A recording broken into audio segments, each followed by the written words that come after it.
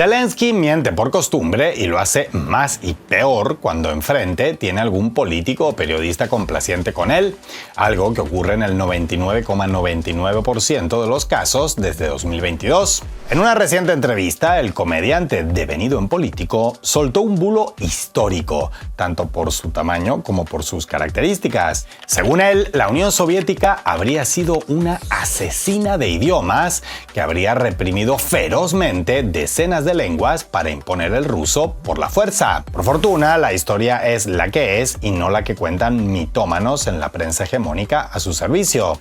Así que prepárense para una travesía histórica, geopolítica y lingüística para poner las cosas en su lugar. Ahí les va.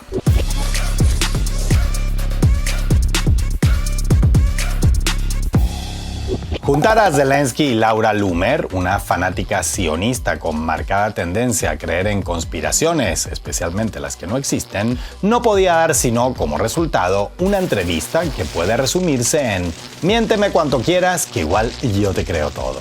En uno de esos muchos intercambios de falsedades, el autoproclamado presidente por tiempo indefinido de Ucrania se sacó de la manga su narrativa victimista de que el ucraniano y otras lenguas habían sido oprimidas ferozmente en tiempos soviéticos, mito que ya habíamos abordado en su momento con la ayuda de un invitado de lujo en un completo video. En esta ocasión decidimos profundizar en cuál fue, en verdad, la política lingüística soviética, la misma que Zelensky califica de asesina de idiomas, y cómo esta impactó o dejó de impactar en según qué países del espacio postsoviético. Para empezar, en la Unión Soviética no solo no se prohibió el idioma ucraniano, sino que de hecho se desprohibió, ya que había sido proscrito durante la época zarista. El primer estándar unificado del ucraniano se estableció en la Ucrania soviética, donde esa lengua era, dependiendo de la zona, el idioma principal para casi todas las materias o una asignatura en sí misma en las escuelas primarias. Hubo revistas, editoriales, compañías teatrales y libros publicados en esa lengua, así como también fue aceptada en no pocos niveles administrativos.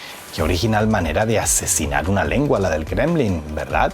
Este tratamiento no se trataba de algo excepcional, sino que era parte de la política de Estado soviética. Por más que la narrativa hegemónica afirme que la Unión Soviética trató de homogeneizar a toda su población alrededor de Rusia, el país estaba organizado como una federación de repúblicas y territorios autónomos, donde desde el poder central se promovió la identidad nacional correspondiente y la formación de administraciones y élites pertenecientes a la nacionalidad correspondiente. Por ejemplo, los gobernantes y la mayoría del funcionariado de la República Socialista Soviética de Lituania eran étnicamente lituanos, los de la República Socialista Soviética de Uzbekistán, uzbecos y así sucesivamente.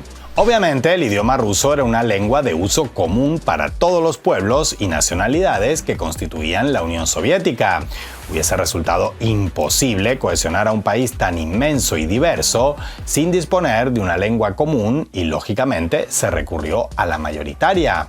Pero la cultura de cada pueblo y nacionalidad en el territorio soviético estaba muy presente, no solo en forma de idiomas cooficiales, sino también de música, vestimentas, héroes y tradiciones propias. De hecho, desde tiempos de Stalin se promovió una doctrina conocida como nacional en la forma, socialista en el contenido. Es decir, el elemento aglutinador soviético no era una única nacionalidad impuesta, sino canalizar las diversas nacionalidades y culturas a través de la ideología socialista.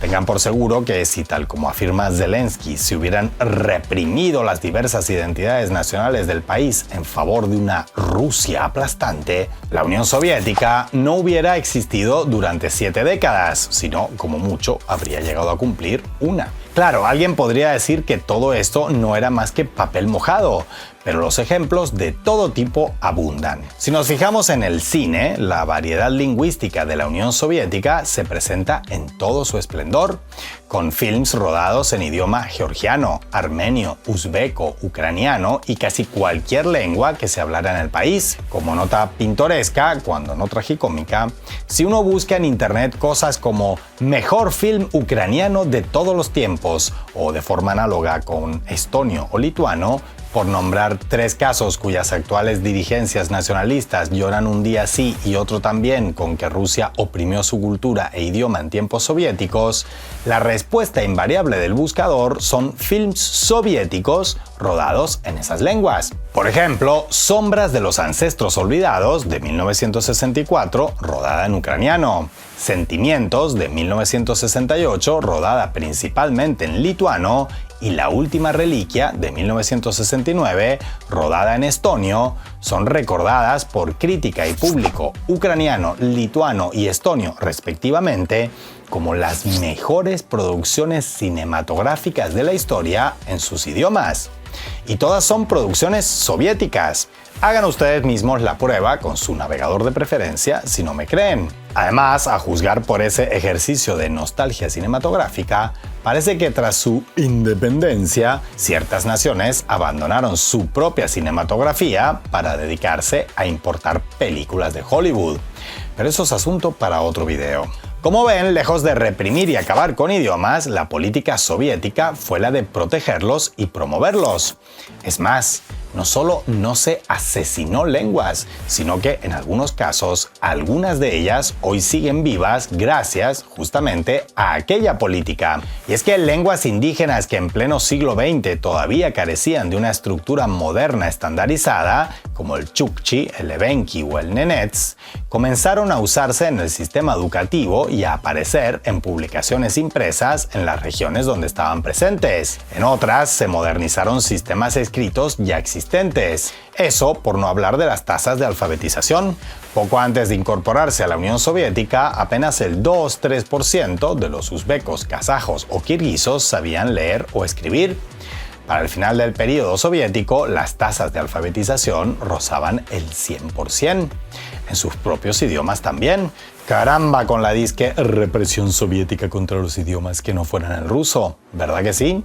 Pero quizás la prueba más contundente del respeto, protección y promoción de la Unión Soviética con lenguas distintas al ruso es que tras su disolución, las nuevas repúblicas independientes no tuvieron que realfabetizar a su población. Es decir, los estonios no tuvieron que aprender estonio, ni los uzbecos uzbeco, ni los ucranianos ucraniano, porque eran lenguas presentes regionalmente en el sistema educativo soviético. Por poner un ejemplo al azar, aunque no le guste mucho que se lo recuerden, Kaja Kallas aprendió a leer y escribir en idioma estonio en una escuela soviética. Sin embargo, esta historia no termina acá y el bulo de Zelensky sigue engordando a cada minuto que pasa. ¿Cómo? Echemos un vistazo a la realidad idiomática postsoviética para comprobarlo. En buena medida, como parte de la herencia soviética, en la Rusia actual existen alrededor de un centenar de lenguas con diferente peso demográfico y, según el caso, nombres exóticos. Entre ellos, el buriato, el dolgano, el janti y el komipermio, por nombrar solo un puñado de ellos. Además del ruso, oficial en toda la federación, 25 lenguas tienen estatus de cooficialidad en diferentes regiones. Por ejemplo, el tártaro, hablado por más de 4 millones de rusos, o el checheno, chuvasio y basquir, también cooficiales y con alrededor de 1 millón de hablantes cada uno dentro de Rusia. ¿Y saben qué otro idioma tiene estatus de cooficialidad dentro de Rusia? Sí, el ucraniano, reconocido como cooficial en la península de Crimea. ¿Creen que la mentira de Zelensky ya ha sido completamente ridiculizada? Pues no, porque queda el toque final. Y es que, ¿adivinan cuántas lenguas oficiales y cooficiales son reconocidas como tales en Ucrania? Pues un total de una, el ucraniano. Todas las demás, que las hay, como el ruso, tártaro, rumano o húngaro, no son reconocidas oficialmente, empezando por el ruso, pese a que según los propios datos oficiales de Kiev, cuando todavía los divulgaban, es hablada por 1/3 de la población dentro de las llamadas fronteras de 1991 y siempre fue mayoritaria al sur y este de ese territorio que el ultranacionalismo ucraniano perdió en buena parte, precisamente, por haberse convertido en un auténtico régimen asesino de idiomas. Qué vueltas da la vida, ¿verdad? De modo que, como ven, No solo la narrativa de Zelensky y aliados está llena de bulos, sino que cuando se investiga a fondo si son ciertos los crímenes de los que acusan a otros, invariablemente termina descubriéndose su falsedad y, más importante aún, el hecho de que quienes en verdad los cometen no son otros que ellos mismos.